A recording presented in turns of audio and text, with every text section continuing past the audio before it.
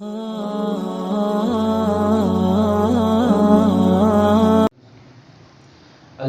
لله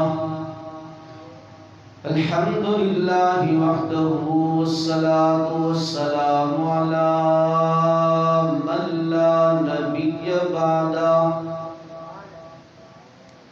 وعلى آله وأصحابه الذين أوفوا عهدا الذين هم مفاتيح الرحمة ومصابيح الغرر. أعوذ بالله من الشيطان الرجيم. بسم الله الرحمن الرحيم.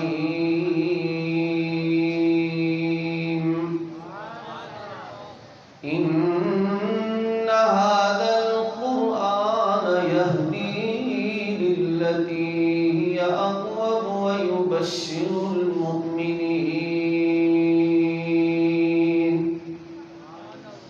وقال النبي صلى الله عليه وسلم خيركم من تعلم القرآن وعلمه. وقال رسول الله صلى الله عليه وسلم إن الله يرفع بهذا الكتاب أقواما ويضع به آخرين، أو كما قال النبي صلى الله عليه وسلم. صدق الله العظيم وصدق رسوله النبي الكريم، ونحن على ذلك لمن الشاهدين والشاكرين، والحمد لله رب العالمين. درود شریف. اللهم صل على محمد وعلى آل محمد كما صليت على إبراهيم وعلى آل إبراهيم إنك حميد مجيد. اللهم بارك على محمد وعلى آل محمد كما باركت على إبراهيم وعلى آل إبراهيم إنك حميد مجيد.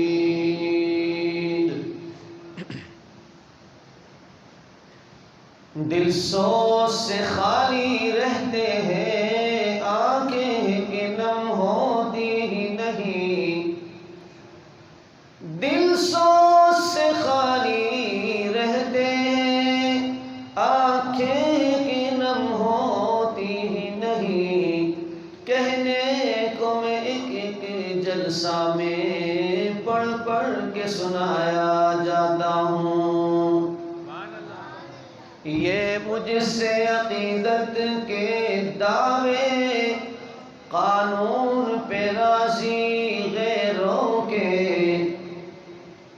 یہ مجھ سے عقیدت کے دعوے قانون پہ راضی غیروں کے. یوں بھی مجھے رسوا کرتے ہیں، ایسے بھی ستایا جاتا ہوں. عمل سے زندگی بنتی ہے جنت بھی جہنم بھی. عمل سے زندگی بنتی ہے جنت بھی جہنم بھی. یہ خاکی اپنی فطرت میں نہ نوری ہے نہ ناری ہے. محمد کی محبت دین حق کی شرط اول ہے. محمد کی محبت دین حق کی شرط اول ہے. اگر ہو اس میں خامی تو سب کچھ نامکمل ہے. انتہائی قابل احترام حفاظ کرام، بزرگان دین، گرامی قدر بزرگوں، عزیز دوستوں، آج 27ویں شب رمضان المبارک 2023 تکمیل قرآن کریم کے مقدس عنوان سے ہم اور آپ جمع ہیں۔ سماعت فرمانے والی اسلامی مائیں، بہنیں اور بیٹیاں، الحمدللہ اللہ کے فضل و کرم سے قرآن کریم تراویح جیسی مقدس بابرکت نماز میں ہم اور آپ نے سنا اور سنایا، اور رمضان المبارک میں قرآن کریم کا معجزہ ہر بار ظاہر ہوتا ہے، ہر بار نظر آتا ہے۔ یہ قرآن کریم میرے اور آپ کے محبوب پیغمبر نبی کریم صلی اللہ علیہ وسلم کا سب سے بڑا معجزہ ہے، اور یہ ایسا معجزہ جو ہمیں ظاہراً قیامت تک لمحہ بلمحہ، موقع بموقع نظر آ رہا ہے۔ یہی تو فرق ہے میرے پیغمبر صلی اللہ علیہ وسلم دیگر انبیاء کے معجزات میں، کہ آدم علیہ السلام کے معجزات آئے، آدم علیہ السلام دنیا سے چلے گئے، معجزات کا خاتمہ ہو گیا، جناب نوح علیہ السلام تشریف لائے، معجزات ساتھ لائے، نوح علیہ السلام چلے گئے، معجزات ختم ہو گئے، جناب ادریس علیہ السلام دنیا میں تشریف لائے، معجزات کے ساتھ آئے، آپ تشریف لے گئے، معجزات ختم ہو گئے۔ موسیٰ کلیم اللہ کو رب نے معجزات سے نوازا، آپ اپنی لاٹھی زمین پہ ڈالتے ہیں، رب اژدہا بنا دیتے ہیں، لیکن جب موسیٰ علیہ السلام تشریف لے گئے، معجزہ ختم ہو گیا، جناب یونس علیہ السلام دنیا میں تشریف لائے، معجزات لے کر آئے، یونس علیہ السلام دنیا سے رخصت ہوئے، معجزات ختم ہو گئے، جناب ابراہیم خلیل اللہ علیہ السلام معجزات لے کر آئے، لیکن جب ابراہیم خلیل اللہ دنیا سے چلے گئے تو معجزات ختم ہو گئے، جناب زکریا، جناب دانیال، جناب سلیمان علیہ السلام دنیا میں تشریف لائے، معجزات لے کر آئے، جب دنیا سے تشریف لے گئے معجزات ختم ہو گئے، جناب عیسیٰ روح اللہ تم بسم کہتے ہیں تو مردے کھڑے ہو جاتے ہیں، اور جناب والا بیمار کے اوپر دم کرتے ہیں تو ٹھیک ہو جاتے ہیں، پرندوں کو بنا کر ہوا میں اڑاتے ہیں، ان میں جان آ جاتی ہے، معجزات لے کر آئے، لیکن جناب عیسیٰ روح اللہ جب دنیا سے چلے گئے اور آسمانوں پر اٹھا لیے گئے تو معجزات بھی ختم ہو گئے۔ میرے اور آپ کے محبوب پیغمبر آمنہ کے لخت جگر، عبداللہ کے در یتیم، احمد مصطفیٰ، محمد مصطفیٰ صلی اللہ علیہ وسلم کی شان رسالت اور آپ کی سیرت و صورت قیامت تک کے لیے ہے، آپ کا معجزہ بھی قیامت تک کے لیے ہے۔ میرے آقا صلی اللہ علیہ وسلم دنیا میں تشریف لائے، سب سے زیادہ معجزے لے کر آئے، لیکن میرے آقا دنیا سے تشریف لے گئے، پردہ فرما گئے، معجزہ آج بھی زندہ ہے، یہی تو امام الانبیاء ہے، یہی تو امام الانبیاء ہے، کہ اگر ہم موسیٰ علیہ السلام کے معجزات کو دیکھنا چاہیں دیکھ نہیں سکتے، دانیال کے معجزات کو دیکھنا چاہیں دیکھ نہیں سکتے، جناب ابراہیم خلیل اللہ کے معجزے کو دیکھنا چاہیں دیکھ نہیں سکتے، آج نار نمرودی جناب والا جنت کا باغیچہ نہیں بن سکتا، لیکن محمد مصطفیٰ صلی اللہ علیہ وسلم پر نازل ہونے والا قرآن جس طرح مکہ کی گلیوں میں محمد مصطفیٰ پر نازل ہوا، مدینہ منورہ میں محمد مصطفیٰ پر نازل ہوا، آج تک 1400 سال بعد بھی جب قرآن کریم کی تلاوت ہوتی ہے وہی انداز ہوتا ہے جو میرے محمد مصطفیٰ کا تھا۔ تو آقا دو عالم صلی اللہ علیہ وسلم کا یہ معجزہ جو سب سے بڑا معجزہ قرآن کا ہے، یہ ہر رمضان المبارک میں ظاہر ہوتا ہے۔ اور اس کے اظہار کا آپ عجیب نمونہ دیکھیں کہ سارا سال وہ لوگ، وہ حفاظ جو قرآن کریم کی تلاوت نہیں کرتے، قرآن پاک نہیں پڑھتے، مصروفیت کی وجہ سے، کاروبار کی وجہ سے، دکانداری کی وجہ سے، دیگر اسکول کی تعلیم کی وجہ سے، دیگر مشاغل کی وجہ سے، لیکن جب رمضان قریب آتا ہے تو قرآن پاک کی آیت یاد آتی ہے، شہر رمضان الذی انزل فیہ القرآن، ارے یہ تو وہ مہینہ آ رہا ہے جس میں اللہ کا قرآن نازل ہوا، ارے یہ تو وہ مہینہ آ رہا ہے، اِنَّا أَنزَلْنَاهُ فِي لَيْلَةِ الْقَدْرِ وَمَا أَدْرَاكَ مَا لَيْلَةُ الْقَدْرِ لَيْلَةُ الْقَدْرِ خَيْرٌ مِّنْ أَلْفِ شَهْرٍ، کہ اس مبارک مہینے میں وہ رات آنے والی ہے جس رات کے بارے میں میرے رب نے فرمایا کہ تمہیں کیا معلوم کہ وہ رات کیسی رات ہے، لَيْلَةُ الْقَدْرِ خَيْرٌ مِّنْ أَلْفِ شَهْرٍ، وہ رات 1000 مہینوں سے بھی بہتر ہے۔ وہ رات اس لیے بہتر ہے کہ اِنَّا أَنزَلْنَاهُ فِي لَيْلَةِ الْقَدْرِ، اس رات میں اللہ کا قرآن نازل ہوا ہے، اس رات میں اللہ کا قرآن نازل ہوا ہے۔ آپ یقین کریں، اگر آپ کسی کتاب کو بھی، پڑھے لکھے لوگ بیٹھے ہیں، کالج والے، یونیورسٹی والے، اسکول والے سب بیٹھے ہوئے ہیں، جس کتاب کو آپ نے 3 مہینے نہ پڑھا ہو، جس کتاب کو آپ نے 5 مہینے نہیں پڑھا ہو، آپ ذرا سنا کے دکھائیں۔ آپ بھلے سارا دن اس کو رٹ لیں، بھلے گھول کے پی لیں، لیکن آپ 1 مہینے کی محنت کے بعد، 20 دن کی محنت کے بعد، آپ وہ ریاضی کی کتاب، آپ وہ اردو کی کتاب، آپ وہ انگلش کی کتاب، آپ جناب سائنس کی کتاب اور SST کی کتاب، جغرافیائی کتاب، آپ جس کتاب کو آپ نے 5 مہینے نہ پڑھا، 6 مہینے نہیں پڑھا، سال سے نہیں پڑھا، آپ 1 مہینہ اس پہ محنت کر کے ذرا سنا کے دکھائیں، پتہ چلے کیسے سناتے ہیں۔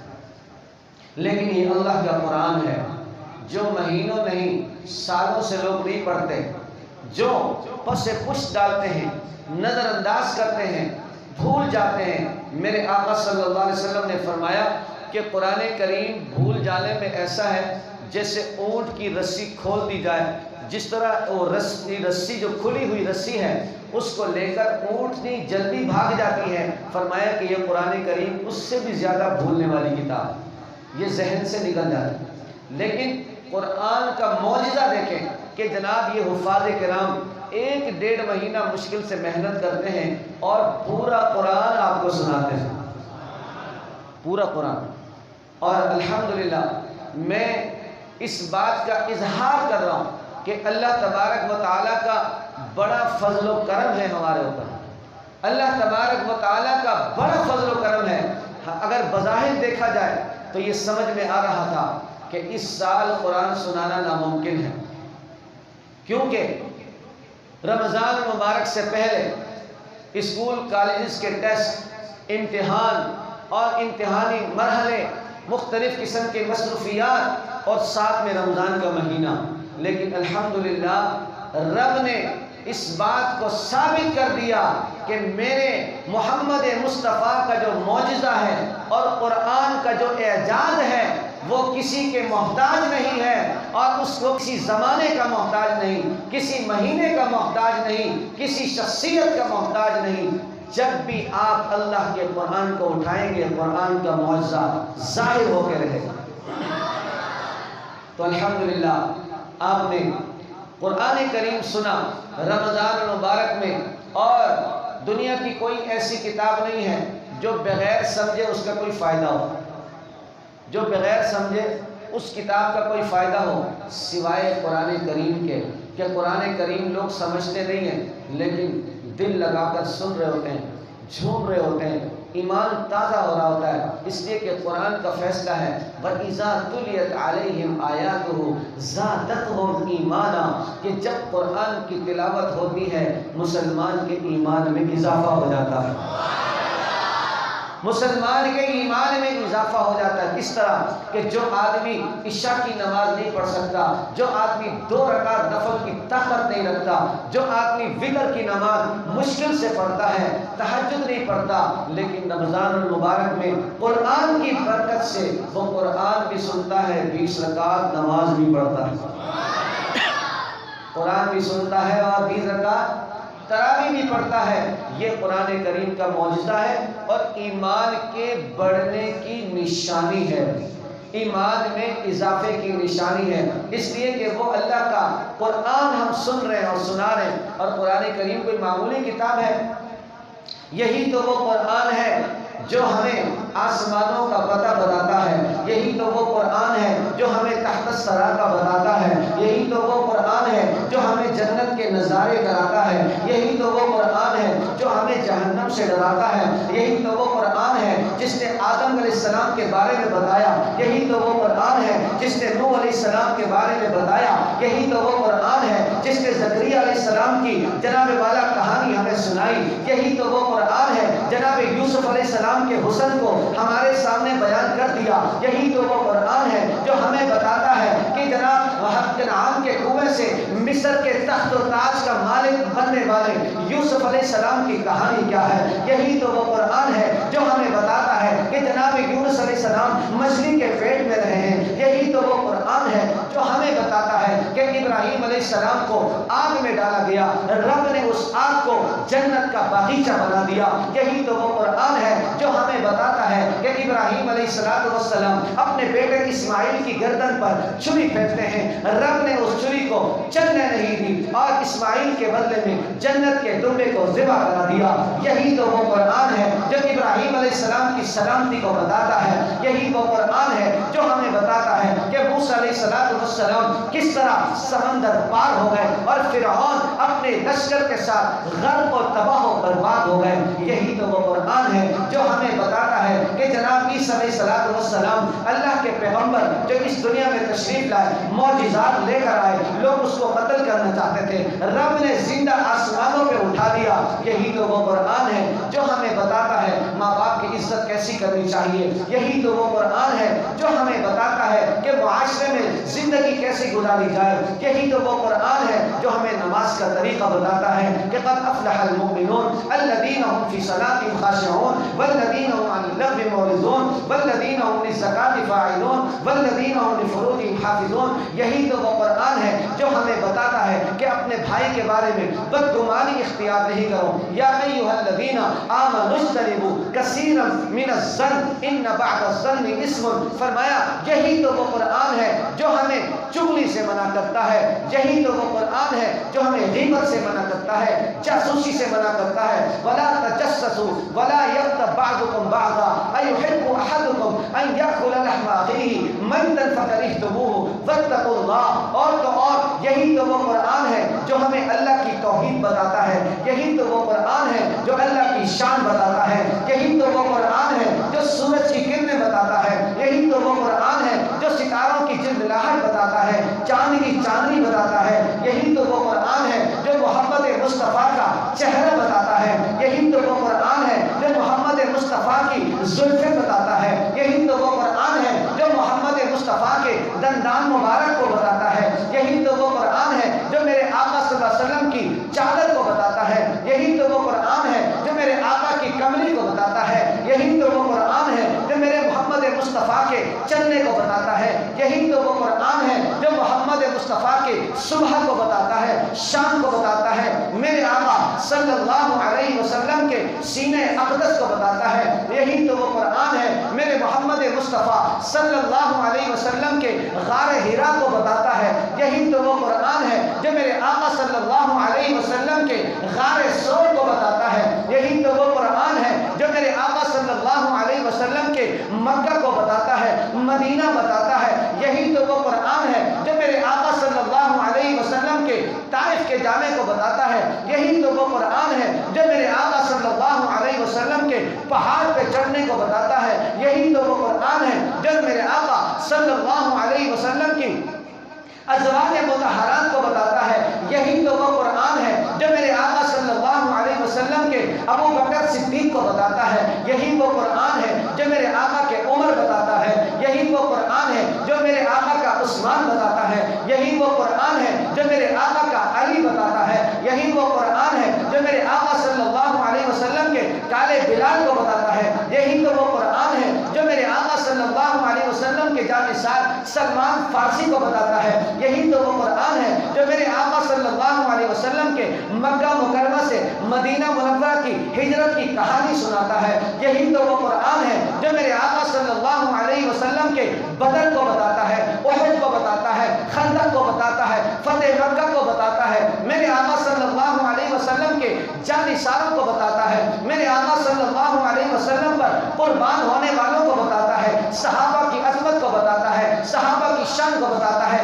صحابہ کی عظمت کو بتاتا ہے, صحابہ کی نشانیوں کو بتاتا ہے, صحابہ کے چلنے کو بتاتا ہے, صحابہ کے بیٹھنے کو بتاتا ہے, صحابہ کے اٹھنے کو بتاتا ہے. میرے آقا صلی اللہ علیہ وسلم کے ساتھ کہاں کہاں صحابہ چلے ہیں قرآن بتاتا ہے. میرے آقا صلی اللہ علیہ وسلم صحابہ کے ساتھ کیسے چلے قرآن بتاتا ہے. میرے آقا صلی اللہ علیہ وسلم صحابہ کو سبق کیا پڑھاتے ہیں قرآن بتاتا ہے. میرے آقا صلی اللہ علیہ وسلم کے ساتھ ابو بکر کیسے تھے قرآن بتاتا ہے, عمر کیسا تھا قرآن بتاتا ہے, عثمان کیسا تھا قرآن بتاتا ہے, علی شیر خدا کیسا تھا قرآن بتاتا ہے, معاویہ کیسا تھا قرآن بتاتا ہے, سلمان کیسا تھا قرآن بتاتا ہے, کالا بلال کیسا تھا قرآن بتاتا ہے. چلتے تو وہ زمین پر تھے لیکن قدموں کی آواز جنت میں سنائی دیتی تھی. ایسی صفت انسان سرکار دو عالم صلی اللہ علیہ وسلم کے قدموں میں میرے رب نے نشانہ کر دیے. قرآن بتاتا ہے هو الذی ارسل رسولہ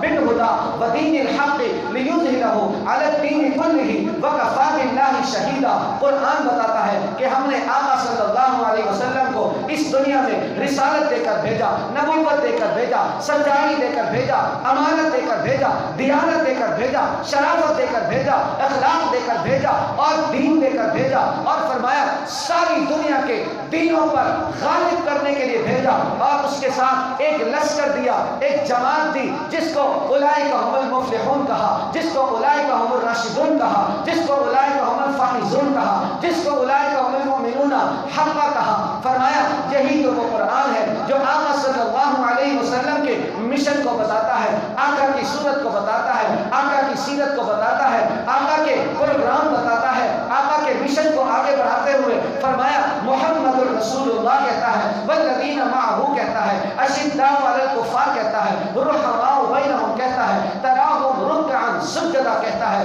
یبتغون فضلا من اللہ ورضوانا کہتا ہے, سیماہم فی وجوہہم من اثر السجود کہتا ہے, ذالک مثلہم فی التوراۃ کہتا ہے, ومثلہم فی الانجیل کہتا ہے, کزرع اخرج شطأہ فآزرہ فاستغلظ فاستوى علی سوقہ یعجب الزراع لیغیظ بہم الکفار کہتا ہے. قرآن بتاتا ہے کہ جو میرے آقا صلی اللہ علیہ وسلم کے ساتھ محبت کرنے والے ہیں ان کا ذکر اللہ نے قرآن میں کر دیا. صرف ذکر نہیں کیا بلکہ فرمایا والعادیات ضبحا فالموریات قدحا فالمغیرات صبحا. صرف صحابہ کا ذکر نہیں کیا بلکہ میرے آقا صلی اللہ علیہ وسلم کی محبت کی وجہ سے, عقیدت کی وجہ سے, عشق کی وجہ سے, جانثاری کی وجہ سے, وفاداری کی وجہ سے, ساتھ دینے کی وجہ سے, ساتھ نبھانے کی وجہ سے, تن من دھن لٹانے کی وجہ سے, سب کچھ قربان کرنے کی وجہ سے رب نے فرمایا جو صحابہ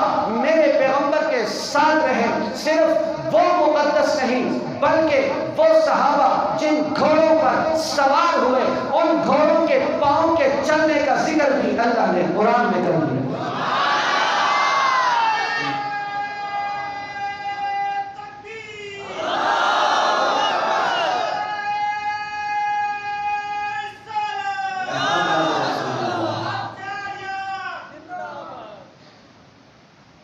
رب العالمین نے اسی قرآن میں ہمیں بتایا کہ جہاں تک میری توحید پر عمل کرنا لازم اور ضروری ہے, جہاں تک اللہ کی الوہیت اور رب کے سامنے سجدہ ریز ہونا ضروری ہے, وہاں پر والدین کا احترام کرنا بھی ضروری ہے.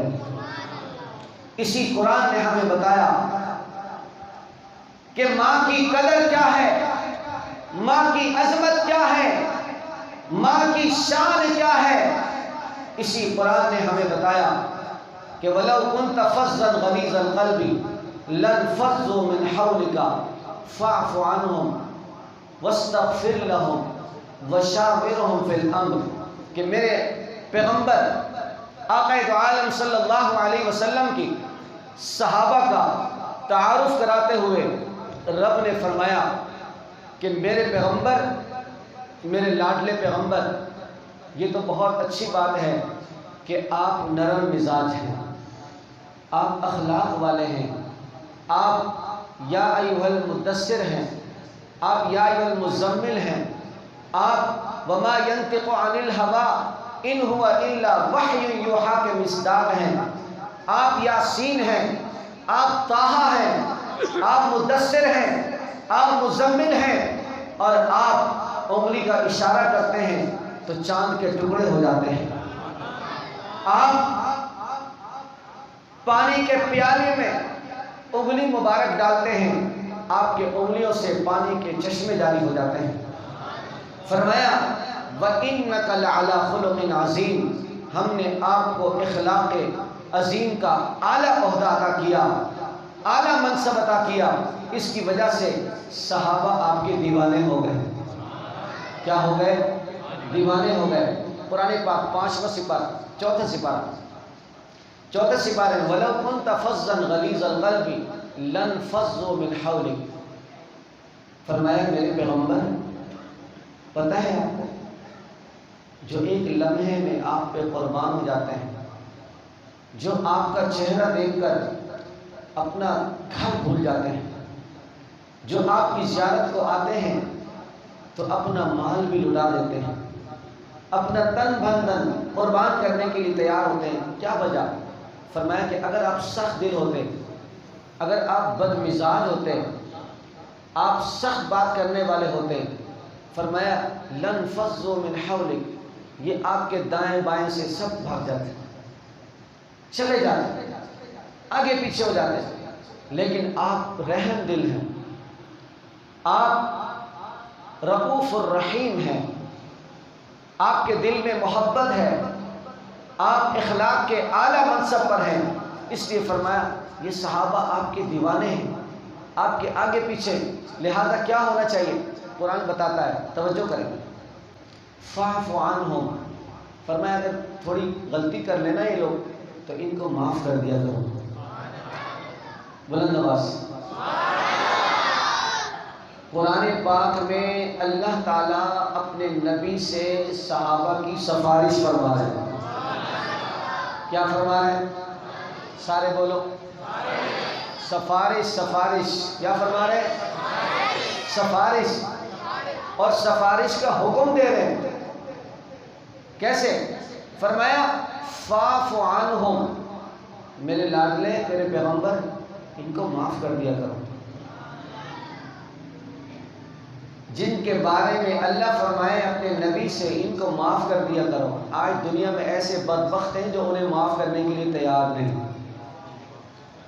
جو انہیں معاف کرنے کے لیے تیار نہیں، اور جب تک وہ صحابہ کے بارے میں ادھر ادھر کی بات نہ کریں ان کے پیٹ میں درد ہوتا رہتا ہے، ان کی تقریر نہیں بنتی، ان کا کھانا ہضم نہیں ہوتا، ان کی فیس نہیں ملتی۔ تو اللہ نے فرمایا فَاعْفُ عَنْهُمْ، میرے پیغمبر ان کو معاف کر دیا کرو، یہ بات اپنے دل کی تختی پہ لکھ لیں۔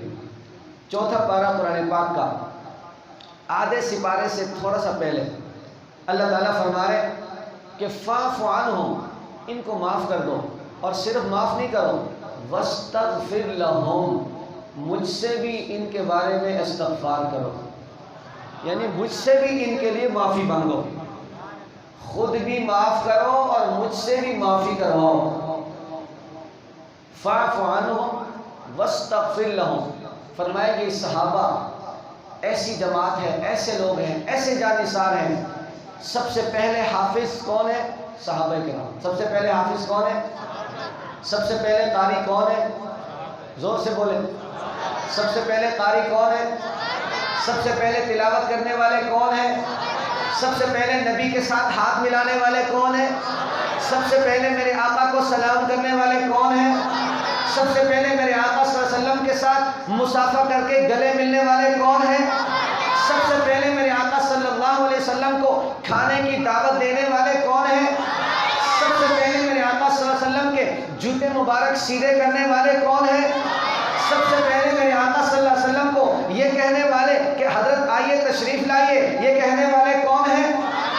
سب سے پہلے میرے آقا صلی اللہ علیہ وسلم کو اپنا گھر دکھانے والے کون ہیں؟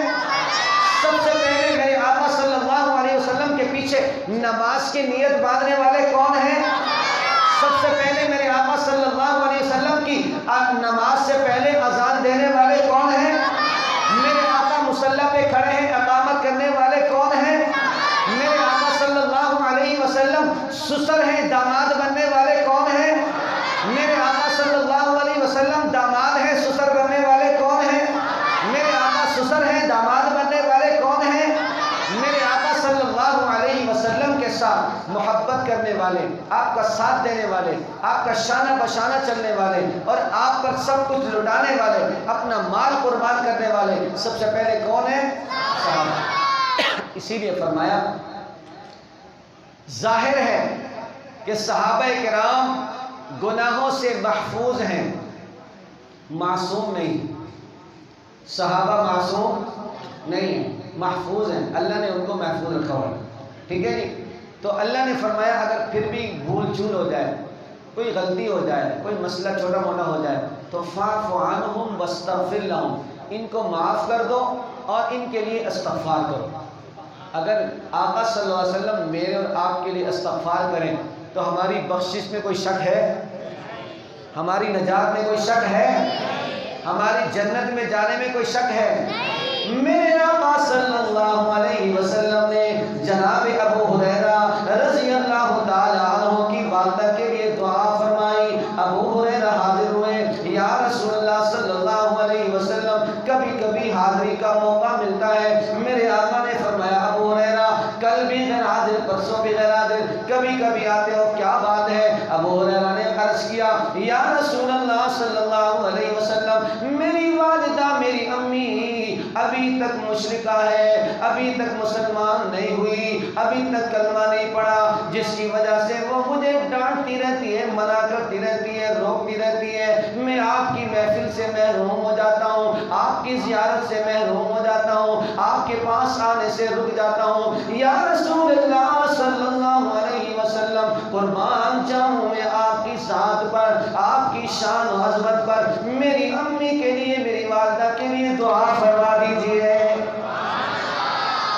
سرکار دو عالم صلی اللہ علیہ وسلم نے دعا کے لیے نبوت والے ہاتھ اٹھا دیے۔ اللہم اہد ام ابی ہریرہ، اللہم اہد ام ابی ہریرہ، اللہم اہد ام ابی ہریرہ۔ میرے آقا صلی اللہ علیہ وسلم والضحیٰ کے چہرے والے، واللیل کے زلفوں والے، علم نشرہ کے سینے والے، یاسین کے دانتوں والے، مزمل کملی والے، مدثر چادر والے، دست مبارک رب العالمین کے بارگاہ میں اٹھائے ہوئے، اللہم ابی ام ابی ہریرہ، یا اللہ یہ ابو ہریرہ جو سارا دن میری محبت میں، میری جانثاری میں بیٹھا رہتا ہے، مجھ سے حدیثیں سنتا ہے، میری باتیں سنتا ہے اور میرے چہرے کی زیارت کرتا ہے، اللہ میرے پاس آنے میں اس کے لیے رکاوٹ ہے، اس کے لیے مشکل ہے، اس کے لیے پریشانی ہے، میں دعا کرتا ہوں، درخواست کرتا ہوں ابو ہریرہ کی ماں کو ایمان عطا کر۔ صرف دعا نہیں ہوئی، بڑا خوبصورت منظر ہوا۔ ادھر میرے آقا صلی اللہ علیہ وسلم دعا کے لیے ہاتھ اٹھاتے ہیں، ادھر ابو ہریرہ دوڑ کے جا رہے ہیں، دوڑتے جا رہے ہیں، دوڑتے جا رہے ہیں۔ کسی نے دیکھا ابو ہریرہ جیسا سادہ آدمی، ابو ہریرہ جیسا ملنگ آدمی جس نے کبھی تیز بات نہیں کی، تیز زبان سے بولا نہیں، آج دوڑتا جا رہا ہے، بھاگتا جا رہا ہے، پتہ نہیں کیا ہو گیا۔ کسی نے پکڑا، دامن جھٹک دیا، کہنے لگا مجھے مت روکو، مجھے جانے دو، مجھے گھر جانے دو، گھر جا کے دیکھنا چاہتا ہوں پہلے میں پہنچتا ہوں یا میرے آقا کی دعا پہنچتی ہے۔ گھر پہنچے، دروازے پہ دستک دی، اندر سے آواز آئی من دق الباب، کون ہے میرے دروازے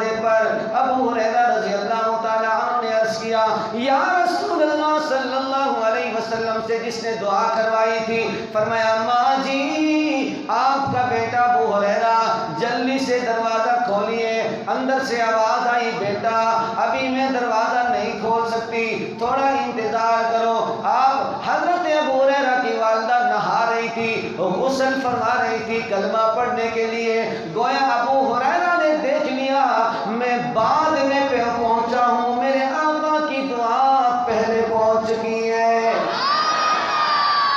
جلدی سے غسل کر کے باہر آ گئی اور فرمایا بیٹا ابو ہریرہ مجھے بھی آج اپنے ساتھ لے جاؤ، پیارے آقا صلی اللہ علیہ وسلم کے پاس لے جاؤ، میں بھی کلمہ پڑھوں گی، میں بھی مسلمان بن جاؤں گی، میں بھی اپنے پیارے آقا کی زیارت کروں گی۔ یہ ابو ہریرہ کی ماں ہے جس کے لیے آقا نے دعا فرمائی، فوراً قبول ہو گئی۔ ابو بکر صدیق تشریف لائے، یا رسول اللہ صلی اللہ علیہ وسلم میرے والد نابینا ہو چکے ہیں، بہت کمزور ہو چکے ہیں، اس کے لیے دعا فرمائیے۔ میرے آقا نے دعا کے لیے ہاتھ اٹھائے، ابو بکر صدیق کے والد کو بھی ہدایت مل گئی۔ رب العالمین نے میرے آقا کی دعا کو قبول فرما لیا۔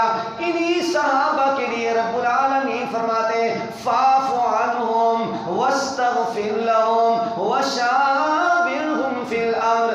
یہ میرے صحابہ جنہیں اولئک هم المفلحون کہا، جنہیں اولئک هم الراشدون کہا، اور فرمایا اولئک حزب اللہ، یہ میرے آقا کی جماعت نہیں، میرے محمد کی جماعت نہیں، بلکہ فرمایا میرے اللہ کی جماعت ہے۔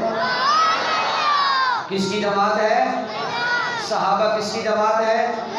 یہ کس نے کہا؟ یہ کس نے کہا؟ کسی مفتی نے کہا؟ کسی عالم نے کہا؟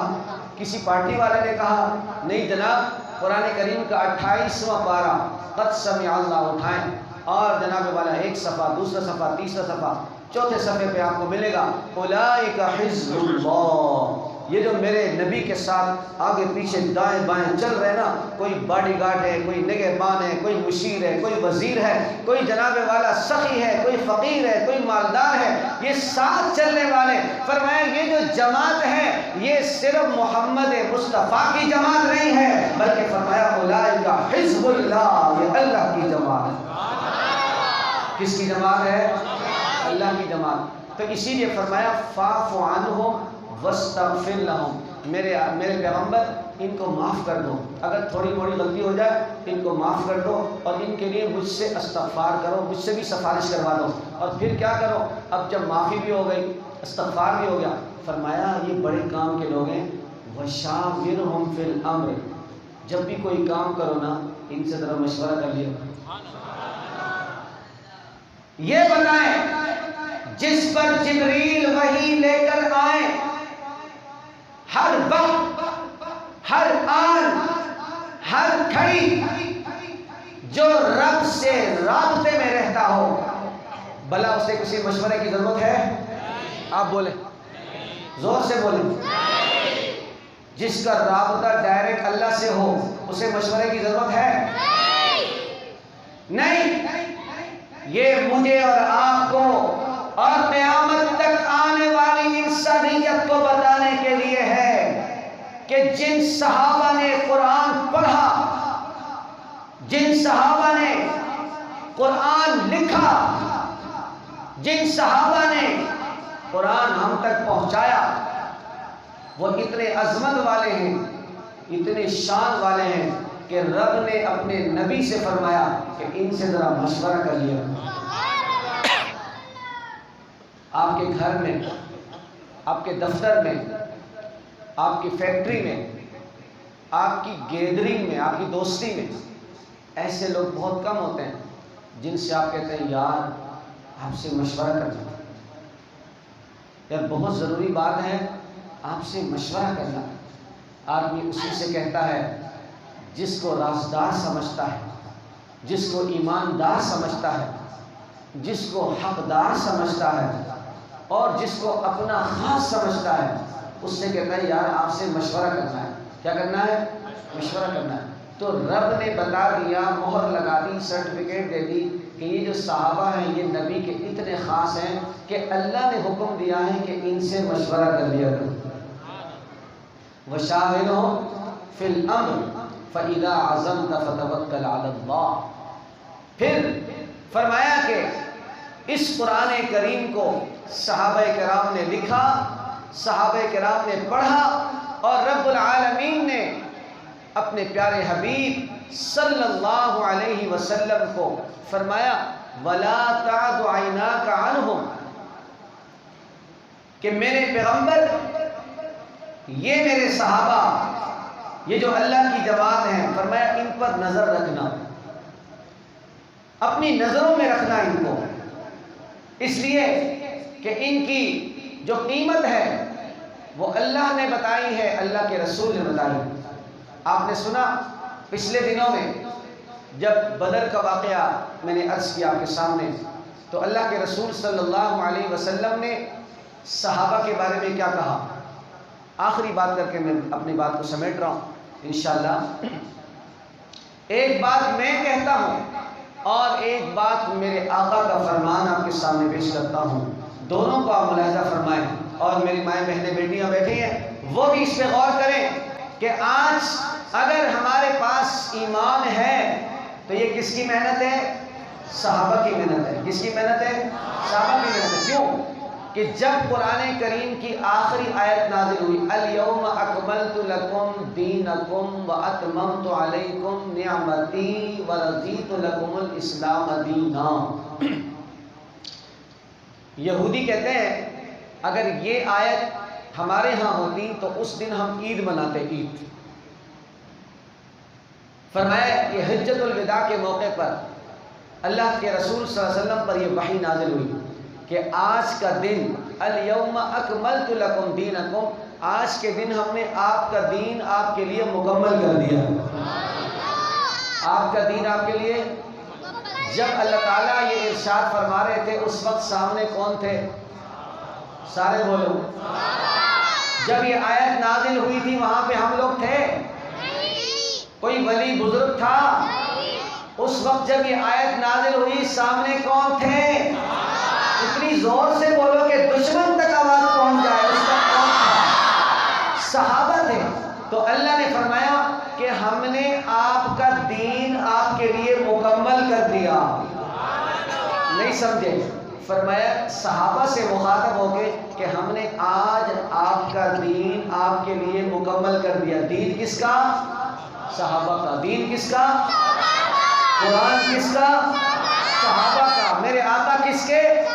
صحابہ کے۔ اللہ نے فرمایا اليوم اکملت لکم دینکم، آپ کے لیے آپ کا دین، اور وَأَتْمَمْتُ عَلَيْكُمْ نِعْمَتِي وَرَضِيتُ لَكُمُ الْإِسْلَامَ دِينًا، کہ آپ کے لیے اسلام کو دین بنایا، آپ کا دین مکمل ہو گیا، آپ کے لیے آج کا دن گویا دین کی تکمیل کا دن ہے۔ یہ خطاب اللہ نے کس کو فرمایا؟ صحابہ کو۔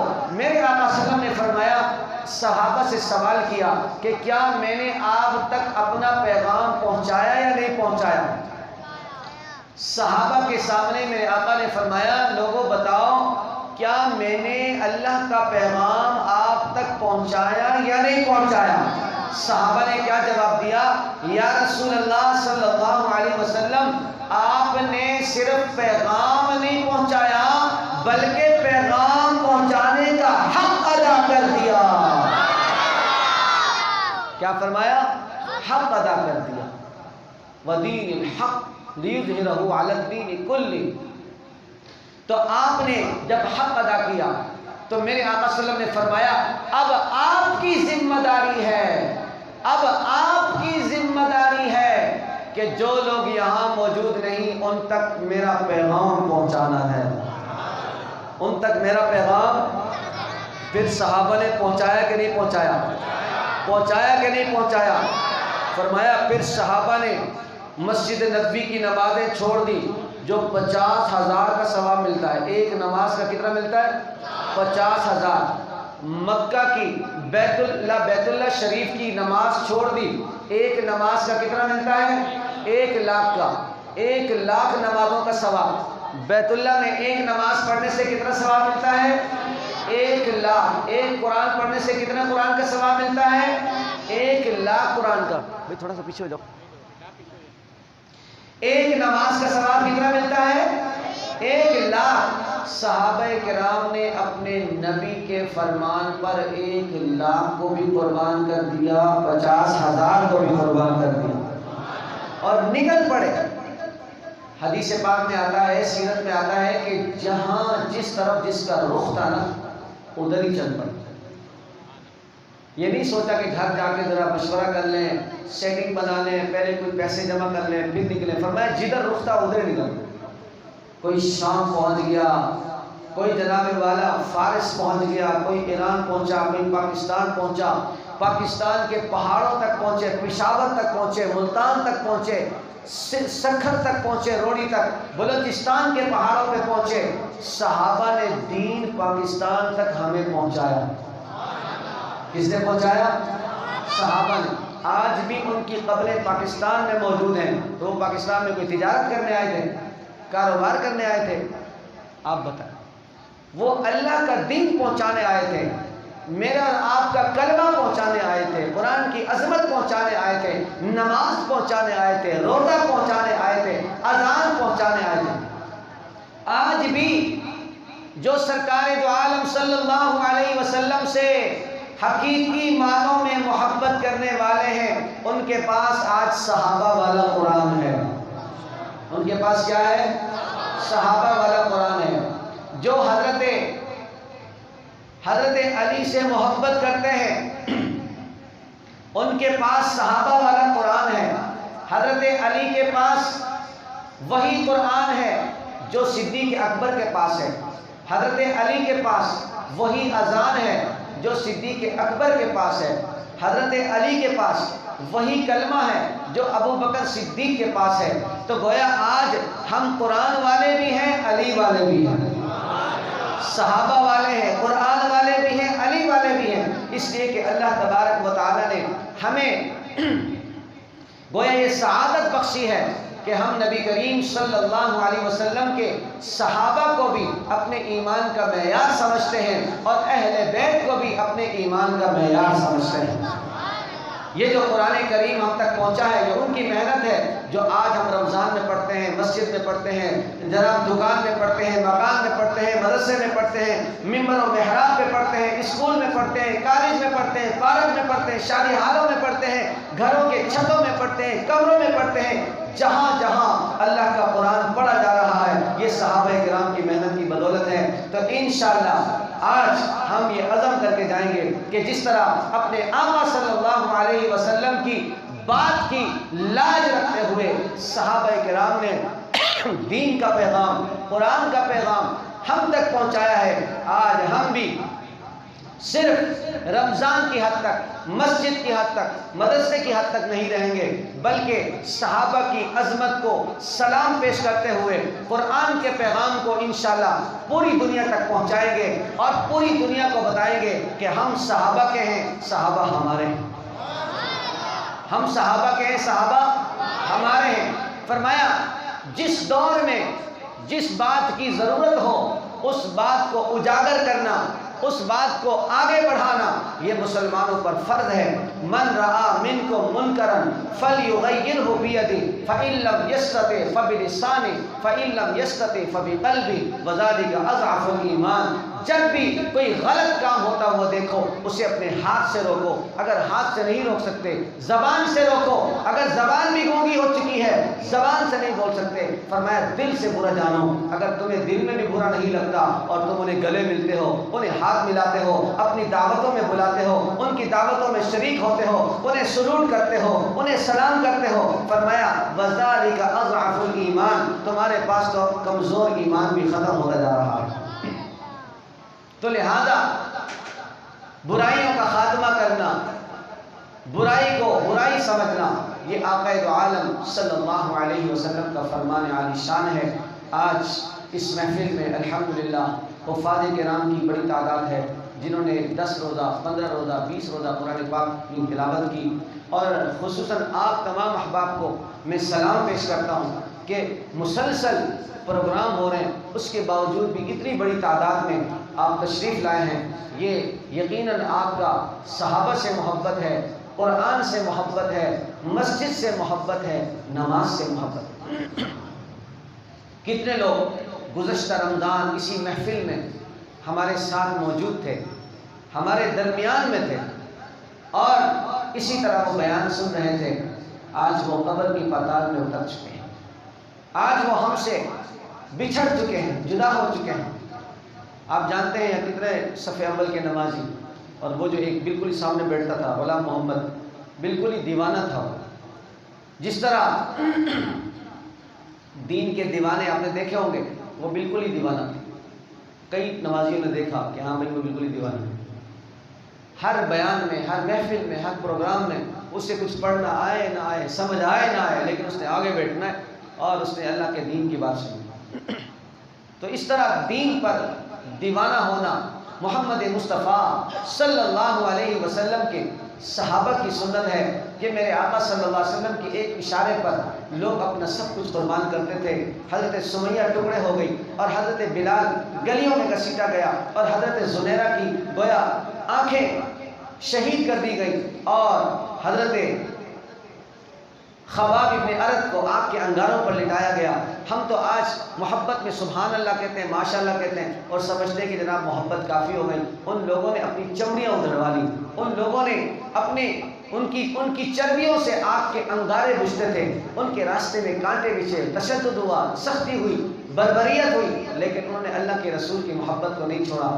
آج ہمارے اوپر تھوڑی سی مشکل آتی ہے، ہم نماز چھوڑ دیتے ہیں، ہم قرآن کی تلاوت چھوڑ دیتے ہیں، ہم دین کے مسئلے کو چھوڑ دیتے ہیں۔ تو لہذا آج سے عزم کریں کہ انشاءاللہ کچھ بھی ہو، جب تک جان میں جان ہے، جب تک آخری سانس موجود ہے، قرآن کو بھی نہیں چھوڑیں گے، قرآن والوں کو بھی نہیں چھوڑیں گے انشاءاللہ۔ اللہ تبارک و تعالیٰ سے دعا ہے کہ رب کریم ہمیں بار بار یہ مقدس مہینہ، یہ بابرکت مہینہ، اور یہ خوبصورت ساعتیں اور یہ خوبصورت محفلیں اللہ تبارک و تعالیٰ ہمیں بار بار نصیب فرمائے۔ اور ابھی انشاءاللہ اجتماعی دعا ہوگی، ختم القرآن کا موقع ہے اور 27ویں شب ہے۔ اللہ تبارک و تعالیٰ کے خاص فضل و کرم اور انوارات اور تجلیات کی بارش ہو رہی ہے، لہذا تمام حضرات احباب دل کی گہرائیوں سے دعا کی طرف متوجہ ہوں، اور یہ ریکارڈنگ وغیرہ بند کر دیں اور صرف اللہ کی طرف متوجہ ہوں، تاکہ اخلاص سے جو دعا ہوگی انشاءاللہ وہ دعا عرش پہ جائے گی اور وہ دعا قبول ہوگی۔ وآخر دعوانا الحمد